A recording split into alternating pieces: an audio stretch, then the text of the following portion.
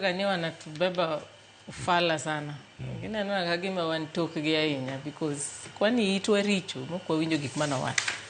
No wacho. Ineno pogruok between kaka Mudavadi owuoyo gi kaka Cherargei. Biwinjo pogruok no. Winjo ka Mudavadi owuoyo maber ka caution ji messaging to chalre. Ti winjo kaka okete maber. Kati winjo kaka senator no owuoyo. I mean, itwa ok okethore. Gima nyaka wacho niya, ing'eni piny ma wadake sani ni nitie jo Kenya modak kata Tanzania sani matimo ohala gi gitimo gik moko.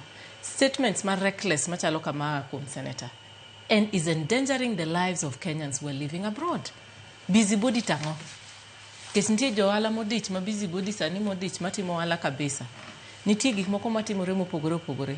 Statement makamano is reckless. Gima Cherargei onego tim, obito wach ni ooyo na wuoyo kamano to lakini gima natemo wacho ne kama I didn't mean for it mondo obed perceived kako bedo perceived no. Samoro jotelo luor ga mar wacho mos. Nikech wacho kaka neno kwacho ne kodhi apologize. Eno wacho ni To ko wacho chani pole gino na no kuwuok kaka ne mondo wuok but point na pod en achiel. Point na en ni kama.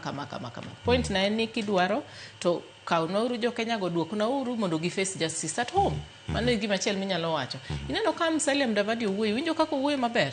Now that is leadership.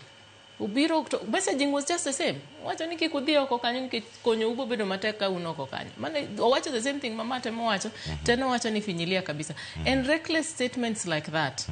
Cleophas, inoniga wacho ni ya Kenya ma wadake sani. Sani wantie gi miluongo ni trust deficit. Oganda ma jo Kenya, jo piny Kenya ka. Samoro ka ging'yo political class, gineno ka gima political class en out of touch kodgi. Koro in kidhi timedo chwako nikech kiwuoyo ka kiwuoyo no. Meaning ni otemo insight ni kelgi kae wabo deal kodgi ka iti deal kodgi ka kanga. In police gi check mane midwa deal kodgi ko kelgi ka. Onego wach ni jo Kenya ka unoko nitie ratiro mar dhano kata human rights manyaka wa make sure ni bedo protected to ka unoko kanyo tungeni kama. Exactly gima Mudavadi owacho. He couldn't have put it in better words. Mane ka kiwuoyo. To gik ma onyiso Museveni gi ni Suluhu gi ni finya go to sani wang'e ni nitie jo Kenya mane nitie Tanzania machandore kabisa.